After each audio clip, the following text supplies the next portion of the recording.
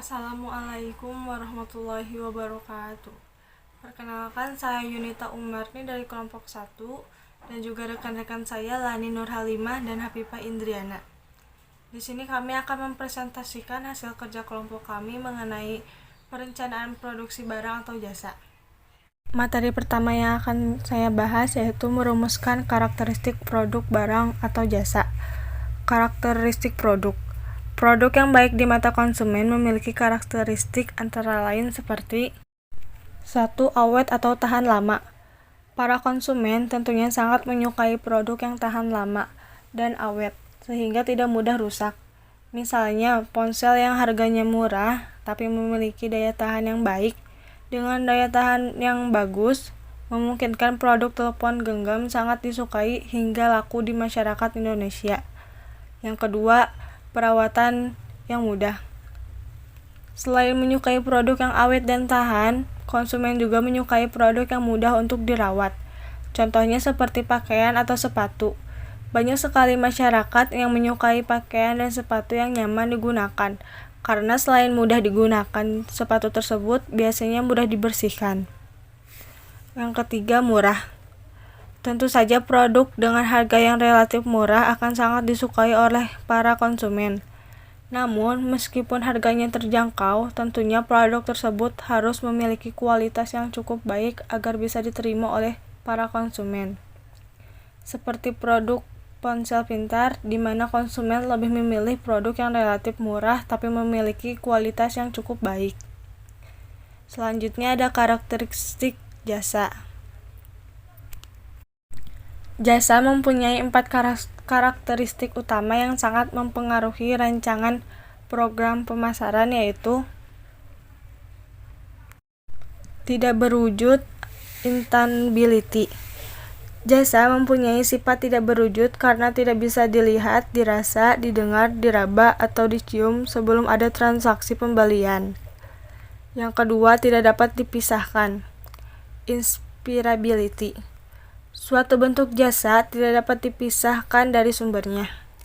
Apakah sumber itu merupakan orang atau mesin, apakah sumber itu hadir atau tidak, produk fisik yang berwujud tetap ada.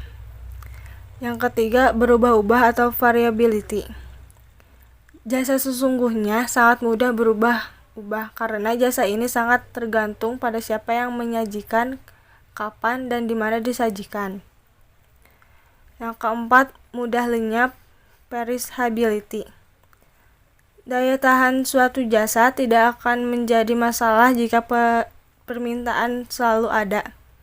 Dan mantap, karena penghasilan jasa di muka dengan mudah.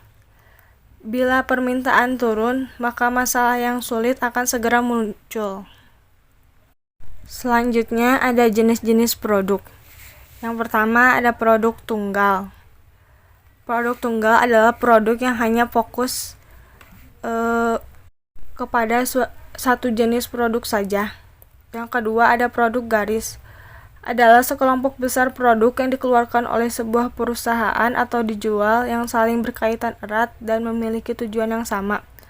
Juga memiliki pasar yang sama.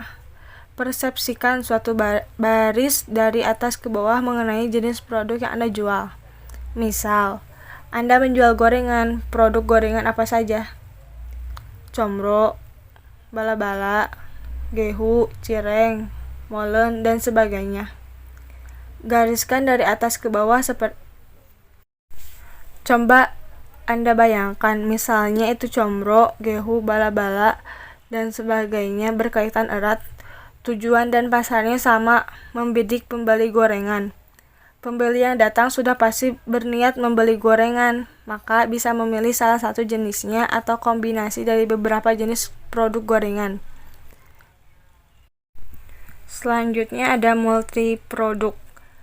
Adalah produk yang mempunyai berbagai jenis produk yang diproduksi. Selanjutnya ada perakiraan jumlah produk. Perakiraan penjualan adalah proses memperkirakan pendapatan masa depan dengan memprediksi jumlah produk atau layanan yang dijual oleh unit penjualan. Sederhananya, Perkiraan penjualan adalah ukuran yang diproyeksikan tentang bagaimana pasar akan merespon upaya masuk ke pasar perusahaan. Contohnya ada produksi massa. Produksi massa adalah produksi yang dibuat dalam jumlah yang banyak atau produksi yang dilakukan secara besar-besaran. Produksi massa muncul di era revolusi industri atau setelah ditemukannya mesin. Oleh karena itu, hingga saat ini produksi massa biasanya menggunakan alat seperti mesin. Hal ini digunakan untuk mempercepat proses produksi. Produksi massa dilakukan untuk kepentingan orang banyak. Untuk produksi massa yaitu pembuatan sendal, pembuatan perabot rumah tangga, dan pembuatan mainan. Produk khusus. Pengertian produk khusus merupakan produk yang berkesan mewah dan istimewa. Konsumen akan rela membayar dengan harga yang sangat tinggi untuk mendapatkan produk tersebut. Produk khusus misalnya seperti sepeda motor sport, mobil mewah, telepon genggam mewah, atau produk yang limited edition.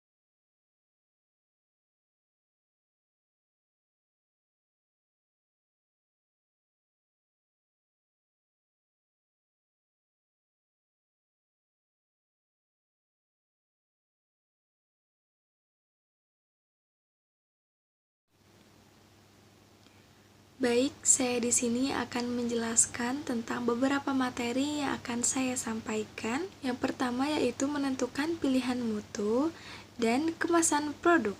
Yang kedua yaitu memilih teknologi dan kapasitas produk. Yang terakhir yaitu tentang perencanaan dan tata letak. Baik, yang pertama yaitu menentukan pilihan mutu. Apa sih mutu produk? Nah, mutu produk adalah tanggung jawab seluruh lini organisasi. Nah, di dalam menentukan pilihan mutu ini ada 6 dimensi untuk mutu produk diantaranya. Yang pertama ada kinerja, yang kedua ada keistimewaan, yang ketiga ada kepercayaan dan waktu, yang keempat adalah mudah dirawat dan diperbaiki, yang kelima sifat khas, dan yang keenam penampilan dan citra etis. Nah, yang pertama ada kinerja. Kinerja suatu produk harus dicantumkan di dalam labelnya, seperti isi, berat, kekebalan, komposisi, kekuatan dalam putaran, serta dari lama hidup penggunaan. Nah, yang kedua ada keistimewaan. Produk yang bermutu itu produk yang mempunyai keistimewaan dibanding dengan produk yang lain. Nah, yang selanjutnya yaitu kepercayaan dan waktu. Produk yang bermutu baik adalah produk yang mempunyai kinerja yang berkonsisten, baik dalam batas-batas perawatan normal. Pasti dituliskan bahwa batas waktunya itu seperti apa. Batas waktu expire-nya misalnya akan berakhir sampai kapan. Nah, di situ harus selalu diterapkan. Nah, yang selanjutnya yaitu mudah dirawat dan mudah diperbaiki. Yang artinya, produk yang bermutu itu adalah produk yang mudah untuk diperbaiki dan mudah juga untuk dirawat. Yang selanjutnya yaitu sifat khas. Untuk beberapa jenis produk mudah dikenal dari misalnya wanginya, bentuknya, rasanya, maupun harganya. Yang terakhir ada penampilan dan citra etis. Nah, dari penampilan dan citra etis ini biasanya yang berisi tentang dimensi lain dari produk yang bermutu. Nah, di sini adalah persepsi konsumen atas suatu produk. Nah, yang selanjutnya yaitu ada kemasan produk. Apa sih kemasan produk itu? Nah, kemasan produk adalah suatu material pembungkus yang membungkus produk yang memiliki fungsi untuk menampung, melindungi, mengidentifikasi, dan mempromosikan produk. Itu kemasan produk ini adalah suatu alat atau wadah untuk menyimpan atau untuk menampung produk yang akan kita distribusikan kepada konsumen. Wadah di sini untuk melindungi dari benturan atau pada saat pendistribusian barang tersebut dalam perjalanan. Selain itu, kemasan produk juga berfungsi untuk mempromosikan produk. Karena apa? Karena biasanya di dalam kemasan produk itu tertera ciri khas yang mengandung pada produk tersebut. Nah, di sini juga saya akan menyampaikan mengenai cara untuk menentukan kemasan produk. Yang pertama ada target market. Nah, ketika kita memutuskan untuk menjual produk, nah pasti kita sudah mempunyai pangsa pasar atau target market tersendiri. Nah, biasanya penentuan target market bisa menentukan jenis dan model kemasan yang sesuai dengan produk yang akan kita jual. Dengan kita mengetahui target pasar yang akan kita tuju, maka kita dapat membedakan desain kemasannya antara itu anak-anak, remaja, dewasa, dan orang tua. Di situ kita harus bisa mengetahui dulu nih, target pasar yang akan kita tuju siapa. Jangan sampai kita salah memposisikannya. Karena dengan kita mengetahui target pasar yang akan dituju, maka kita akan mudah untuk dapat mendesain kemasan produk yang akan kita buat. Yang kedua yaitu ergonomis. Nah, selain produk yang menarik, kemasan pun harus dibuat semenarik mungkin. Nah, produk yang menarik mata dengan warna dan desain yang unik akan menarik buat konsumen. Nah, kemasan juga harus mempunyai nilai ergonomis yang menonjolkan kenyamanan untuk konsumen maupun penjualnya. Yang ketiga yaitu ciri khas. Produk kemasan yang kita buat harus berbeda dengan produk yang lain. Di sini kita harus mempunyai ciri khas yang berbeda dibandingkan dengan orang lain, seperti misalnya dari bentuk kemasan yang unik, yang berbeda, yang bisa membuat para pelanggan yang selalu ingat terhadap produk kita. Nah, yang selanjutnya yaitu ukuran. Nah, sesuaikan ukuran kemasan yang akan kita buat itu tidak besar atau tidak kecil agar kemasan atau tampilan yang disajikan akan menarik pelanggan. Dan yang terakhir adalah special pack. Nah, di sini kita harus bisa membedakan pada saat bulan biasa dengan misalnya momen besar seperti Hari Raya Idul Fitri, yang salah satunya memberikan special pack dengan warna dan desain yang penawaran yang menarik. Yang selanjutnya yaitu pemilihan teknologi. Nah, untuk kemajuan teknologi, hendaknya kita berdampak efisiensi yang tinggi dalam proses produksi sekaligus menghasilkan produktivitas yang tinggi pula. Nah, di sini ada kapasitas produk. Pengertian dari kapasitas produk ini didefinisikan sebagai suatu kemampuan pembatas dari unit produk untuk berproduksi dalam waktu tertentu. Nah, di sini juga ada perencanaan lokasi dan tata letak. Nah, yang pertama ada perencanaan lokasi. Di sini dibagi menjadi 3. Yang pertama yaitu ada strategi pemerintah dalam pembangunan proyeksi industri. Nah, di sini biasanya pemerintah baik tingkat pusat maupun tingkat daerah mempunyai peranan tertentu dalam menunjang pembangunan industri dalam negeri. Nah, peranan tersebut itu berupa seperti dukungan, bimbingan, ataupun pemberian keringanan dan fasilitas yang kendala dikaitkan dengan kegiatan investasi. Nah, yang terakhir ada tata letak. Apa sih tujuan dari tata letak itu? Yaitu optimalisasi pengaturan fasilitas-fasilitas operasi sehingga nilai dan diciptakan oleh sistem produksi menjadi maksimum.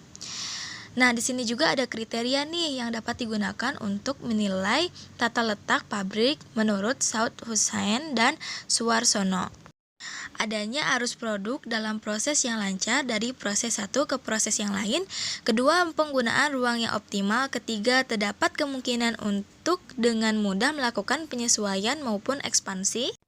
Lalu yang berikutnya yaitu meminimalisasi biaya produksi dan memberikan jaminan yang cukup untuk keselamatan tenaga kerja.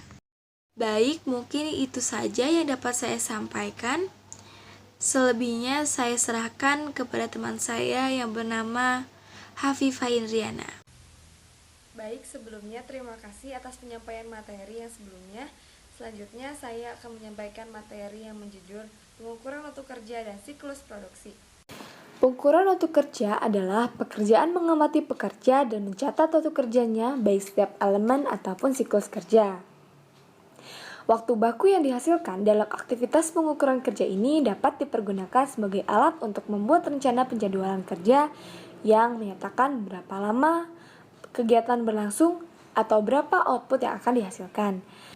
Maksudnya yaitu, suatu pekerjaan akan dikatakan dapat diselesaikan secara efisien apabila waktu penyelesaiannya berlangsung secara singkat. Pengukuran waktu kerja dikelompokkan menjadi dua, yaitu pengukuran waktu kerja secara langsung atau pengukuran waktu kerja secara tidak langsung. Maksudnya yaitu pengukuran waktu kerja secara langsung di mana pekerjaan yang sedang berlangsung akan diukur dengan menggunakan jam henti atau stopwatch time study dan sampel kerja atau work sampling. Yang kedua, pengukuran waktu kerja secara tidak langsung maksudnya yaitu pengukuran waktu kerja yang dilakukan dengan perhitungan waktu kerja melalui pembacaan tabel-tabel waktu yang tersedia. Siklus produksi. Siklus produksi adalah rangkaian aktivitas bisnis dan operasi pemrosesan data terkait yang terus terjadi atau yang berkaitan dengan pembuatan produk. Siklus produksi diantaranya terdapat siklus pendapatan. Contohnya, perkiraan penjualan atau barang jadi. Selanjutnya ada siklus pengeluaran, yaitu maksudnya permintaan pembelian atau overhead atau bahan baku. Selanjutnya ada sistem buku besar dan pelaporan, yang dimaksud adalah harga pokok produksi. Selanjutnya ada pihak manajemen, contohnya laporan. Selanjutnya ada siklus manajemen, yaitu biaya tenaga kerja atau kebutuhan tenaga kerja. Materi selanjutnya yaitu mengenai perumusan SOP dan fungsi kontrol operasi. Perumusan SOP dan fungsi kontrol operasi. Standard Operating Procedure atau SOP adalah satu set instruksi tertulis yang mendokumentasikan kegiatan atau proses rutin dalam suatu organisasi. SOP mendeskripsikan pertimbangan yang saling berhubungan seperti keselamatan kerja, penggunaan bahan baku, pengoperasian mesin, hak dan tanggung jawab personil, koordinasi dengan departemen lainnya, persyaratan laporan, dan sebagainya. Maksudnya, contoh SOP dalam produksi. 1. Menentukan metode dan cara pembuatan serta alat dan bahan yang dibutuhkan. 2. Mempersiapkan alat dan bahan yang diperlukan untuk pembuatan. Yang ketiga, melakukan proses produksi sesuai dengan metode produksi yang telah dirancang. Selanjutnya yaitu kontrol operasi. Kontrol operasi yaitu proses untuk meyakinkan bahwa tiap-tiap tugas tertentu telah dilaksanakan secara efektif dan efisien. Maksudnya yaitu terhadap pasokan bahan baku atau proses produksi atau tenaga kerja atau alat yang digunakan dan output yang dihasilkan. Sekian pemaparan dari saya, kurang lebihnya mohon maaf. Wassalamualaikum warahmatullahi wabarakatuh.